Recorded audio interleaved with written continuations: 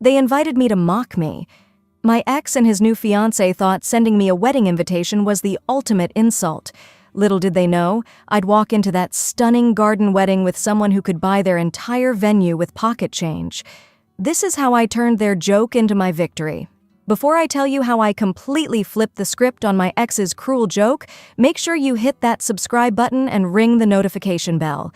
Trust me, you won't want to miss how this story unfolds. Now, let me take you back to where it all began. My name is Kristen, and 6 months ago, I was living what most people would call a simple life. I worked at a small bookstore downtown, lived in a cozy one-bedroom apartment, and spent my evenings reading novels and sipping tea. There was nothing glamorous about my existence, but I was content. Or at least I thought I was. That Tuesday morning started like any other. I was sorting through the mail when I saw it. A thick golden envelope with my name written in elegant calligraphy. My heart stopped. I recognized that handwriting immediately. It was from Brandon, my ex-boyfriend of 3 years who had left me 8 months earlier for someone with a trust fund and a designer wardrobe. I stood there in my tiny kitchen, holding this expensive invitation, and I could already feel the familiar sting of humiliation creeping up my chest. Brandon and I had dated through college and beyond. He was charming, ambitious, and for 3 years, I thought he loved me for who I was. But as his career in finance took off and he started mixing with wealthy clients, I began to notice the changes. The way he'd cringe when I wore my favorite vintage dress to his company parties, how he'd suggest I dress up a bit more when we went to nice restaurants, the subtle comments about my simple lifestyle that cut deeper each time. When he finally left me, he didn't even have the decency to break up with me properly. He just started dating Jessica, a socialite whose father owned 3 hotels and whose idea of casual wear cost more than my monthly rent. I found out through social media, seeing their pictures together at charity galas and wine tastings, places I could never afford to go. But this invitation? This was next-level cruelty. As I opened it, my hands were actually shaking. Inside was a beautiful card announcing the wedding of Brandon Mitchell and Jessica Worthington at the prestigious Rosewood Garden Estate. The date was set for 3 weeks away, and there was a handwritten note at the bottom, "Hope you can make it, Kristen. It would mean so much to have you there. B and J." I laughed out loud, but it wasn't a happy sound. It was the bitter laugh of someone who finally understood just how cruel people could be. They weren't inviting me because they wanted me there. They were inviting me because they wanted to parade their perfect life in front of the girl who wasn't good enough. They wanted me to sit in that audience, probably in my best dress from Target, and watch them exchange vows in what I later learned was a $15,000 venue. For the first few days, I tried to ignore it. I threw the invitation in my junk drawer and went about my life. But every time I opened that drawer, I could see that golden edge peeking out, mocking me. My friends told me to just ignore it, to not give them the satisfaction. But something inside me rebelled against that idea. Why should I hide? Why should I let them win by making me too ashamed to show my face? I made a decision that surprised even myself. I was going to that wedding. I didn't know how, but I wasn't going to let Brandon and Jessica have their moment of triumph at my expense. I may have been simple, but I wasn't weak. That's when fate stepped in, wearing a perfectly tailored suit and carrying a leather briefcase. It was a Thursday morning, and I was running late for work. I'd stopped at my favorite coffee shop, the little place on 5th Street where they knew my order by heart. I was rushing to grab my usual latte when I bumped into someone, hard. Coffee went flying everywhere, splattering across his expensive-looking gray suit and onto his shoes that probably cost more than my car payment. "Oh my God, I'm so sorry," I practically shouted, grabbing napkins and trying to dab at the mess I'd made. "I'm such a klutz. I'm so sorry. Let me pay for dry cleaning. Hey, it's okay," he said, and his voice was warm, amused even. "Really, it's just a suit." I looked up at him then, really looked, and felt my breath catch. He was probably in his early 40s, with salt and pepper hair and the kind of confident posture that spoke of success. But his eyes were kind, and he was smiling at me like spilling coffee on strangers was the most delightful thing that had happened to him all week. "Just a suit?" I repeated, still frantically dabbing at the stains. "This looks like it costs more than my monthly salary." He laughed, a genuine rich sound that made something warm flutter in my chest. "Well, then I guess I'll have to buy a cheaper suit next time." He gently took the napkins from my hands. "I'm Alexander, by the way, and you are?" "Kristen," I managed, feeling heat creep up my neck. "And I'm really, truly sorry about your suit." "Kristen," he repeated, like he was testing how my name sounded. "Well, Kristen, since you've already ruined my morning outfit, would you like to grab coffee with me? I mean, I was going to get one anyway, and you clearly need one too if you're running around assaulting innocent businessmen." I couldn't help but laugh. "I don't assault innocent businessmen, only the guilty ones." "Ah, well, I suppose I'll have to confess my crimes then." His smile was infectious. "I'm guilty of being in the wrong place at the wrong time and of wearing ridiculously expensive suits to coffee shops. That's how I found myself sitting across from Alexander in a corner booth, sharing stories and laughing harder than I had in months. He was intelligent, funny, and surprisingly down-to-earth for someone who clearly had money. He asked about my work at the bookstore, and when I mentioned my favorite authors, his eyes lit up with genuine interest. We talked about everything from classic literature to our favorite places to travel, though I had to admit my travel experience was limited to a few weekend trips. What struck me most was how he listened, really listened. When I talked about my love for old books and the smell of paper and ink, he didn't look bored or condescending. He seemed genuinely fascinated by my passion, asking questions about first editions and rare finds. It had been so long since someone had made me feel like my thoughts and interests mattered. When we finally parted ways, him to his office, me to the bookstore, he asked if he could see me again. I said yes without hesitation, though part of me wondered what someone like him could possibly want with someone like me. The next day, he showed up at the bookstore. I was helping a customer find a cookbook when I looked up and saw him browsing the philosophy section, completely absorbed in a book about existentialism. He looked so natural there, surrounded by books, that for a moment I forgot about the expensive suit and the confident air of success. He was just a man who loved to read. "Find anything interesting?" I asked when the customer had left. "Actually, yes," he said, showing me the book. "Sartre. I haven't read this one in years. Do you know his work?" We spent the next hour discussing philosophy, literature, and life. He bought 3 books that day, but I suspect he could have gotten them anywhere. He was there for the conversation, for the connection. When he left, he asked if I'd like to have dinner with him that weekend. Our first real date was at a small Italian restaurant. Nothing fancy, but the food was incredible and the atmosphere was cozy. Alexander fit right in, charming the elderly owner in broken Italian and making me laugh until my sides hurt. It was perfect, except for the nagging voice in my head that kept asking what would happen when he realized I wasn't sophisticated enough for his world. It was during our 3rd date that I finally told him about the wedding invitation. We were walking through the park after dinner, and I'd been unusually quiet. He noticed, of course. He seemed to notice everything about me. "What's on your mind?" he asked, stopping by a bench overlooking the pond. I pulled the invitation from my purse. I'd been carrying it around like some kind of masochistic reminder of my place in the world. "My ex-boyfriend is getting married," I said, handing it to him. Alexander read it carefully, his expression growing more serious with each word. "And you're going?" "I want to," I admitted. "I know it sounds stupid, but I'm tired of feeling like I need to hide from my own life. They invited me because they think I'm pathetic, because they want to rub their perfect wedding in my face, but I'm not going to give them that satisfaction." He was quiet for a long moment, and I worried I'd revealed too much about my messy past. But when he looked at me, there was something fierce in his eyes. "Tell me about him," he said simply. So I did. I told him about Brandon, about how he'd slowly chipped away at my confidence over the years. How he'd made me feel like I wasn't good enough for his world, wasn't sophisticated enough, wasn't wealthy enough.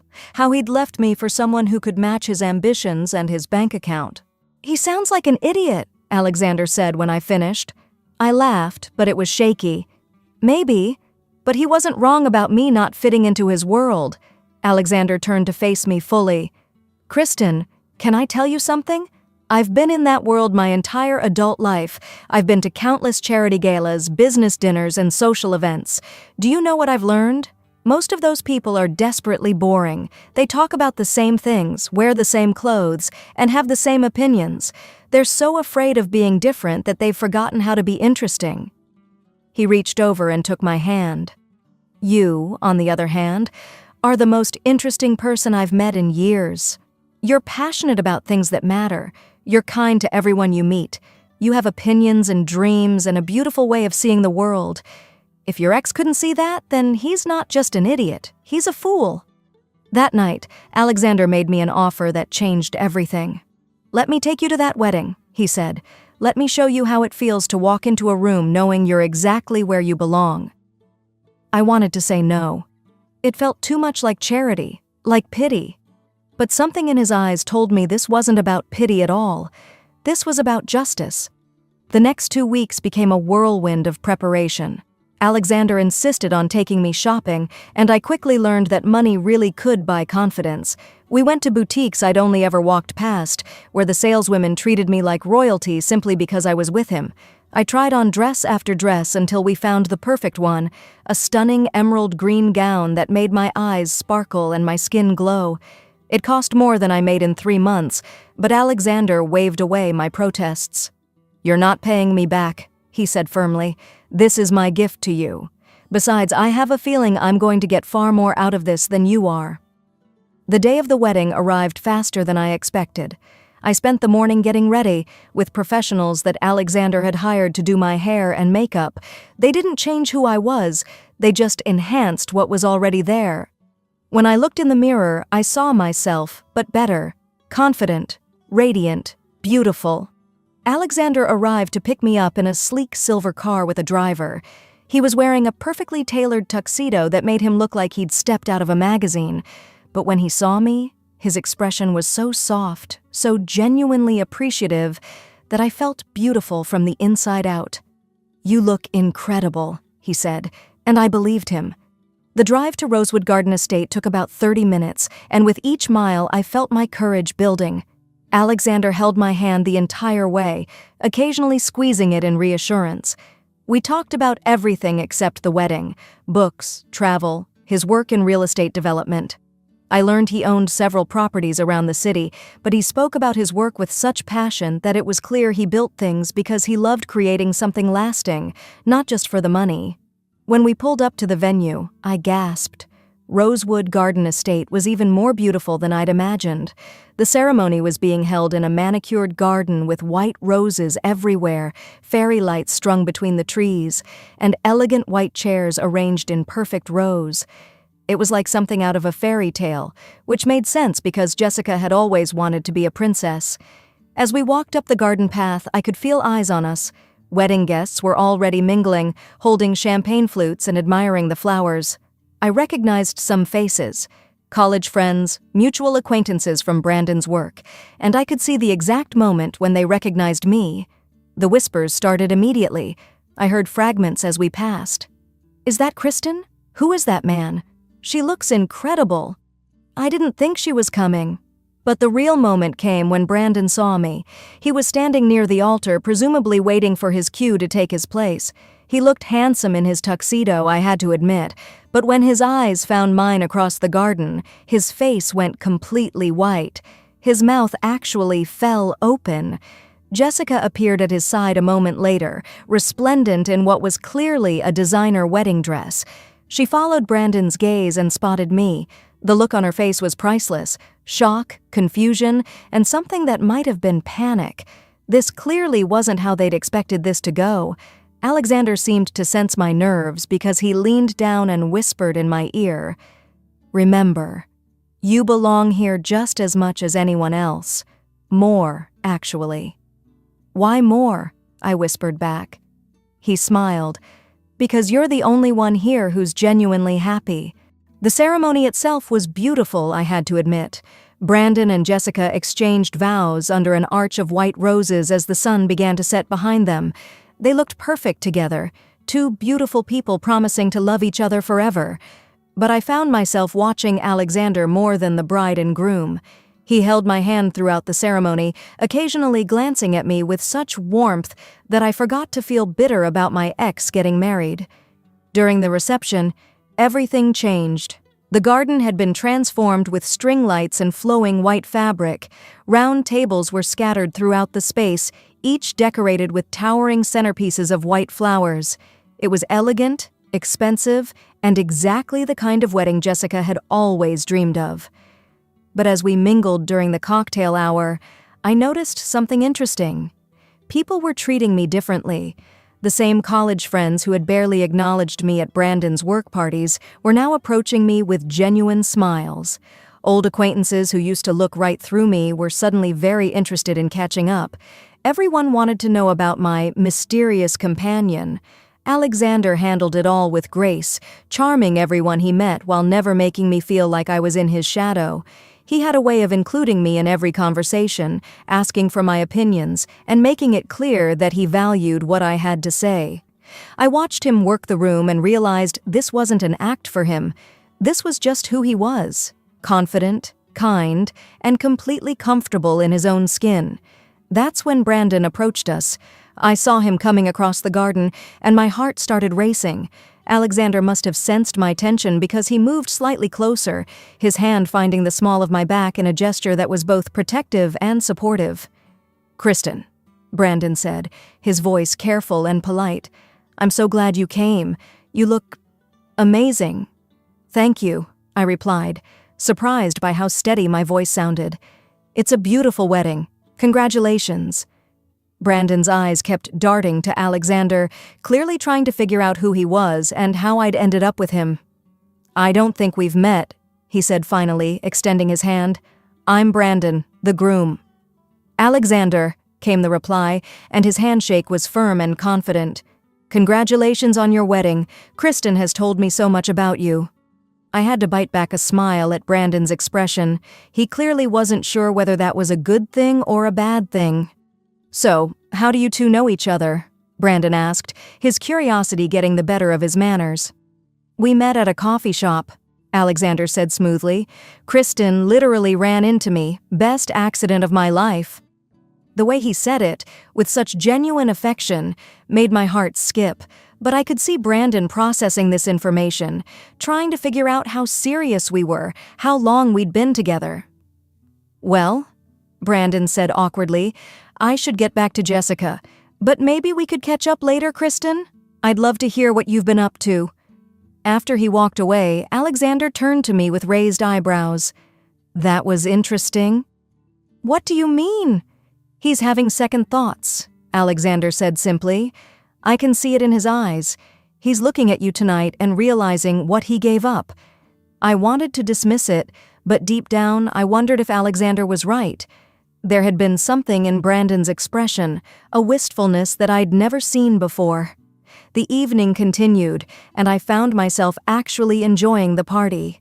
The food was incredible, the band was fantastic, and Alexander was the perfect companion. He danced with me under the stars, spinning me around the dance floor like we were the only two people in the world. I felt beautiful, confident, and for the first time in months, truly happy. But the real drama came during the speeches. Jessica's father had just finished a touching toast about love and family when the bandleader announced that Alexander had asked to say a few words. I looked at him in surprise. He hadn't mentioned wanting to speak. Alexander stood up, and the garden fell silent. He had that kind of presence that commanded attention without demanding it. "Thank you," he began, his voice carrying easily across the garden. "I don't usually speak at weddings, but tonight feels special." He looked down at me, and his smile was soft. "I want to thank Brandon and Jessica for bringing us all together tonight. It's not often you get to celebrate love in such a beautiful setting. Speaking of which, I should probably mention that I own this estate." A ripple of surprise went through the crowd. I felt my own mouth fall open. Alexander owned Rosewood Garden Estate, the venue that had cost Brandon and Jessica a fortune to book? Alexander continued, completely unfazed by the reaction. I've been in real estate development for 20 years, and I've built and bought many properties. But this garden will always be special to me because it's where I got to watch the most incredible woman I know show the world exactly who she is. He looked at me again, and I felt tears prick my eyes. Kristen, you are kind, intelligent, passionate, and beautiful inside and out. Anyone who couldn't see that was blind. Their loss is my gain. The crowd was eating it up, but I could see Brandon and Jessica at the head table, both looking stunned. This was clearly not how they'd expected the evening to go. In honor of this beautiful celebration, Alexander continued, I'd like to announce that I'm donating the entire cost of tonight's venue to the Literacy Foundation that Kristen volunteers with, because if tonight has taught me anything, it's that the most valuable things in life can't be bought. They can only be recognized, cherished, and celebrated. The applause was thunderous. People were standing, clapping, and I could hear murmurs of approval throughout the crowd. But I only had eyes for Alexander, who was looking at me like I was the most precious thing in the world. As he sat back down, I reached for his hand. Did you really just donate $15,000 to charity? I whispered. Actually, it was $25,000, he said casually. And yes, best money I've ever spent. I felt overwhelmed by his generosity, by his kindness, by the way he'd turned what was supposed to be my humiliation into my triumph. But more than that, I felt something I hadn't experienced in a long time. I felt worthy of love. The rest of the evening passed in a blur. People kept approaching our table to compliment us, to ask about Alexander's work, to tell me how happy I looked. Brandon tried to approach me again, but Alexander smoothly intercepted him, engaging him in a conversation about real estate that somehow never quite gave Brandon the opening he was looking for. When it was time to leave, Alexander and I walked slowly back through the garden paths, the fairy lights twinkling above us like stars. I felt like I was in a dream, like at any moment I might wake up back in my small apartment, alone and ordinary. Thank you, I said as we reached the car, for everything. For tonight, for the dress, for making me feel like I belonged there. Alexander stopped walking and turned to face me. Kristen, you need to understand something. You didn't belong there because of the dress, or because of me, or because of anything I did. You belonged there because you're remarkable. You always were. I just helped you see it. He cupped my face gently in his hands. Your ex-boyfriend is an idiot who traded a diamond for fool's gold. His loss, remember? As we drove away from Rosewood Garden Estate, I looked back at the glowing lights and the celebration still going on. 6 months ago, I would have said that Brandon and Jessica got their perfect wedding. But now, I knew better. They got their expensive wedding, their photo-perfect moment, their social media dream. But what they didn't get was what I had found. Someone who saw me for who I really was and loved me, not in spite of my simplicity, but because of my authenticity. The invitation that was meant to humiliate me had become the catalyst for the most wonderful night of my life. And as Alexander took my hand in the back seat of that car, I realized that sometimes the best revenge isn't getting even, it's getting everything you never knew you deserved. 3 months later, Alexander and I were engaged, not because he wanted to prove a point or because I wanted to show off to my ex, but because somewhere between coffee shop conversations and garden party revelations, we had fallen deeply, genuinely in love. The simple girl who wasn't good enough for her ex-boyfriend had found someone who thought she was more than enough. She was everything. Sometimes the universe has a funny way of balancing things out. What Brandon and Jessica meant as a cruel joke became the beginning of the most beautiful chapter of my life. Alexander didn't just help me get revenge, he helped me discover my own worth. If this story inspired you to never let anyone make you feel small, smash that like button and subscribe for more incredible true stories. And remember, your worth isn't determined by your bank account. It's determined by the size of your heart. What would you have done in my situation? Let me know in the comments below. Until next time, keep believing in yourself.